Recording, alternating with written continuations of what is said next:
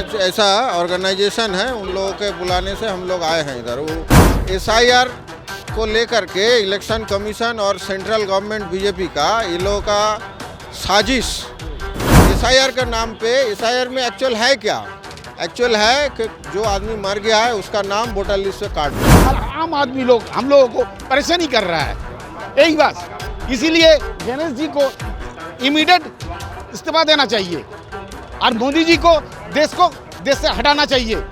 আর বিষাক্ত আরএসএসের যে ছায়া আমাদের নির্বাচন কমিশনের ওপরে সেই পড়েছে। एसआईआर को हम साजिश यानी बहुत बड़ी साजिश हम समझते हैं। इलेक्शन कमीशन के आदेश पर एसआईआर के मामले को लेकर पूरे देश में ज्ञानेश कुमार जो चीफ इलेक्शन कमिश्नर हैं उनका लगातार विरोध हो रहा है। पश्चिम बंगाल की मुख्यमंत्री ममता बनर्जी भी लगातार उन पर हमले करते नजर आई हैं और इसी क्रम में अभी हम हैं पश्चिम बंगाल की राजधानी कोलकाता में और ये बगल में आपको दिखाना चाहेंगे इलेक्शन कमीशन का राज्य का ऑफिस है और यहाँ लगातार बड़ी संख्या में जो है कि लोग पहुँच रहे हैं। उनका ये खासतौर पे मांग है कि एसआईआर के नाम पर हियरिंग हो रही है जिससे खासा परेशानियों का सामना करना पड़ रहा है। और हम अभी खड़े हैं इलेक्शन कमीशन के ऑफिस के सामने जो कोलकाता में है और यहाँ बड़ी संख्या में 24 परगना इलाके से लोग यहाँ पहुँचे हैं। लोगों की क्या मांग है, क्या कुछ कहना है, लोगों से खुद बात करते हैं। आप बताइए कहाँ से आए हैं और क्या मामला है?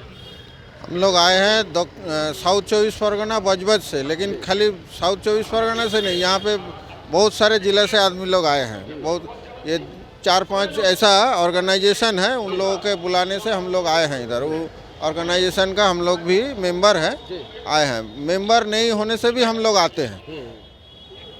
मुद्दा ऐसा है कि अभी इलेक्शन कमीशन जो अभी एसआईआर को लेके जो है पूरा देश में हलचल मचा हुआ है, तो हम लोग भी उसका मान लीजिए इलेक्शन कमीशन जो है, हम लोग जानते हैं हम लोगों का जो कॉन्स्टिट्यूशन है इसमें एसआईआर को लेकर के इलेक्शन कमीशन और सेंट्रल गवर्नमेंट बीजेपी का ये लोगों का साजिश, हम लोगों का जो कॉमन पीपल, हम लोग जो आम आदमी जो है, इन लोगों के ऊपर जैसे आ रहा है हिसाब, इन लोगों का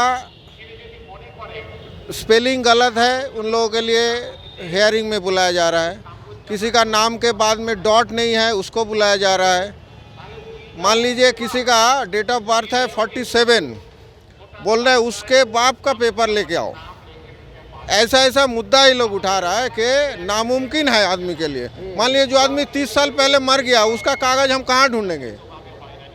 तो ये कॉन्स्टिट्यूशन में जो बोला गया एसआईआर का, ये हम लोग सिटीजन रहेंगे या नहीं रहेंगे इससे कोई ताल्लुक नहीं है, लेकिन ये लोग एसआईआर के नाम पे, एसआईआर में एक्चुअल है क्या? एक्चुअल है कि जो आदमी मर गया है उसका नाम वोटर लिस्ट से काट दो। तो आखिर ज्ञानेश कुमार जो चीफ इलेक्शन कमिश्नर है उनका विरोध क्यों करना पड़ रहा है आपको? इसकी वजह क्या है? ये तो एक पुतला है, ये चल रहा है मोदी और अमित शाह के जो ऑर्डर है ऊपर से, इन लोगों का मिली जुली साजिश है।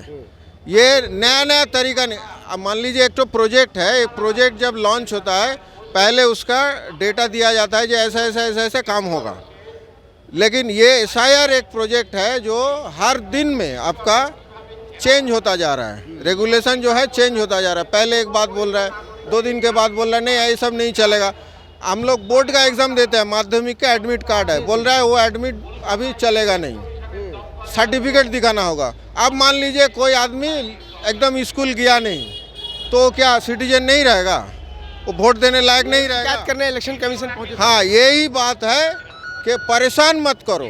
जो एसआईआर का जो असल जो मुद्दा है, जो आदमी मर गया है, जो आदमी यहाँ से ट्रांसफ़र हो गया है, जो माने शादी करके लड़की लोग इधर से उधर दूसरा जगह चला गया है, इन लोगों का अपना जगह से नाम काट देना है, फिर जो लिस्ट है उसको फ्रेश करना है, यही एसआईआर है। और कुछ लोग हैं, उनसे बात करते हैं। क्या कहेंगे आप? क्यों आना पड़ा? कहाँ से आए, क्या नाम है? हम भी साउथ 24 परगना बजबज से आए हैं। हम लोग यहाँ बजबज से नहीं कई जगह से आए हुए हैं, लेकिन असली मुद्दा ये है जो गणेश जी जो है हम लोगों का जो चीफ इलेक्शन कमिश्नर पूरा जो कर रहा है टोटली इलीगल कर रहा है। और ये जो कर रहा है पूरा मोदी जी और अमित शाह जो इसका संग लेके वो लोग जो बोल रहा है वो वही कर रहा है। कोई मतलब ह्यूमन राइट्स लेके जो कुछ नहीं है। ये जो इलेक्शन कमीशन जो कर रहा है एक के बाद एक भगड़ा, जो जैसे मतलब हम लोग यहाँ पैदा हुआ है, हमारा दादा परदादा यहाँ पैदा हुआ है, अगर जाएंगे तो वो हमको बोलेंगे 70 साल का बर्थ सर्टिफिकेट लेके आओ, तो हम कहाँ से लाएंगे? मैं गणेश जी को बोल रहा हूँ, वो लाना पाएगा? मोदी को बोल रहा हूँ, वो लाना पाएगा? ये छोटा छोटा लेके एक के बाद हर रोज कोई ना कोई बहाना देके SIR को चलाया जा रहा है और आम आदमी लोग हम लोगों को परेशानी कर रहा है। यही बात, इसीलिए गणेश जी को इमीडिएट इस्तीफा देना चाहिए और मोदी जी को देश से हटाना चाहिए। हाँ, अगर हम लोग इकट्ठा होके करेंगे, हम लोगों की भला के लिए करेंगे। आहिस्ता आहिस्ता देश को पूरा सर्वनाश कर रहा है, कर दे रहा है। और कुछ लोग उनसे जानते हैं, आप बताइए क्या क्यों आना पड़ा इलेक्शन कमीशन? बेंगल से बोलिए, बेंगल से बोलिए। हाँ बोलिए, हिंदी में बोलिए तो ज़्यादा अच्छा रहेगा। बेंगल से बोलिए। हाँ बोलिए। और नीरव मोदी, ललित मोदी, विजय मल्ल्या, मेहुल चोस्की, वो हजार आमला है ना, वो सब लंदन में खड़ा रहा है। तो लंदने ये नीरव मोदी, ललित मोदी, वो আমাদের যে প্রধানমন্ত্রী মোদি, এদের কোনো খোঁজ রাখে না, এরা মাঝে মাঝে তোলা দেয়, এই নিয়ে এদের চলে। আর বিষাক্ত RSS-এর যে ছায়া আমাদের নির্বাচন কমিশনের ওপরে সেই পড়েছে মোদির নেতৃত্বে, আমাদেরকে বিভিন্নভাবে হেনস্থা করছে। এখানে দলিত আছে, আদিবাসী আছে, মুসলিম আছে, আমরা অনেক যারা গরিব আছি তাদের ওপরে এই যে অত্যাচার, বিভিন্ন সময় বিভিন্ন রকমের কাগজ, বিভিন্ন সময় বিভিন্ন তাদেরকে ডাকা, কমিশন অফিসে ডাকা, এটা একদম হ্যারাসমেন্ট। আমাদের যে সবথেকে বড় যে আমাদের নোবেল পুরস্কার পেয়েছেন সেই তোমার অমর্ত্য সেনকে, মানে তাকে নোটিশ পাঠিয়েছে। এখানের বড় বড় যারা অনেক পুলিশ অফিসার আছে, অনেক স্বাধীনতা সংগ্রামীর ছেলে আছে, তাদেরকেও নোটিশ পাঠিয়েছে। এগুলো এই RSS-এর একটা চক্রান্ত। বিভিন্ন জায়গায় ভারতীয় টাকা চলে গেছে, সেই টাকা এরা আনেনে তাকে ঢাকা দেওয়ার জন্য এক সময় একটা চক্রান্ত করছে শুধু ভোট নেবার জন্য। चलिए, साफ है कि देखिए ज्ञानेश कुमार जो कि चीफ इलेक्शन कमिश्नर हैं भारत सरकार में, उनका खासा विरोध हो रहा है और लगातार कई राज्यों में विरोध हो रहा है। उसमें पश्चिम बंगाल में शामिल है। पश्चिम बंगाल की मुख्यमंत्री ममता बनर्जी की सरकार भी उनका काफ़ी मुखालफत पहले भी कर चुकी हैं और यहाँ बड़ी संख्या में 24 परगना इलाके के साथ साथ बहुत सारे ऐसे ज़िले हैं, वहाँ से तमाम लोग पहुँचे हैं। चीफ इलेक्शन कमिश्नर जो राज्य के हैं पश्चिम बंगाल की राजधानी कोलकाता में, उनको ज्ञापन देने के लिए, उनसे बात करने के लिए कि मतलब आखिर क्या, मतलब क्यों ऐसा किया जा रहा है। आप बताइए कि एक मिनट बात कीजिए, आप बताइए कि क्या मामला है जो चीफ इलेक्शन कमिश्नर में यहाँ आप लोगों ने मुलाकात की? यहाँ मुलाकात करने के बाद जो चीज़ हमारे पास वाज़ेह हुआ है, उन्होंने ये बताया है कि जो क्या ज्ञापन दिया, क्या शिकायत की आपने यहाँ पे? हम लोगों ने ये किया कि पहले तो जो ऐलान किया था कि 2002 में जिसका नाम है या नाम नहीं है, उसके फादर का नाम है, तो उसका कोई प्रॉब्लम नहीं है। लेकिन जितने जितने दिन जा रहा है, एक के बाद दीगर वो लोग नया शुरुआत, नया शराइत ला रहे हैं। अभी बोलते हैं कि माध्यमिक का क्लास 10 का एडमिट कार्ड नहीं चलेगा, ये नहीं चलेगा, वो नहीं चलेगा। तो आज वहाँ जाने के बाद जो खुलासा हुआ है, उनका कहना है कि अगर ब्लॉक लेवल की जो ऑफिसर BDO और ERO अगर वो ये सर्टिफाई करे ये बंदा उसके पास कोई डॉक्यूमेंट्स नहीं है, लेकिन वो यहाँ के वंश परंपरा, वो इंडियन सिटीजन है, तो वो उसको इलेक्शन में नाम उठा सकता है। हमें ये पता चलता है कि दिल्ली और स्टेट दोनों गेम प्लान खेल रहा है, मुझे ऐसा कुछ लगता है, क्योंकि यहाँ के हुकूमत को ये पता है कि मुस्लिम वोट डिवाइड होने वाले हैं, तो बीजेपी को जितना दबाव डालेंगे तो वोट उनके बॉक्स में आएगा। ये मुझे हम लोगों को लगता है कि डबल गेम चल रहा है यहाँ पे, वोट बॉक्स की खेल है। और ना जो 100 साल आदम के पीरियड से इंडिया में है, वो लोगों के अभी सिटीजनशिप के लिए एक शुबा तैयार कर रहे हैं ये लोग। मतलब SIR को आप लोग साजिश मानते हैं? SIR को हम साजिश, यानी बहुत बड़ी साजिश हम समझते हैं कि जो लोग 2002 के बाद यहाँ है, बल्कि उससे पहले से है, उन लोगों को डी वोटर करने की एक चक्रांत और एक साजिश है। बल्कि आज हम चैलेंज के साथ मीडिया के सामने कहते हैं कि हमारे नॉर्थ और साउथ में 2002 के बाद लाखों की तादाद में बांग्लादेशी हिंदू भाई यहाँ आए हुए हैं।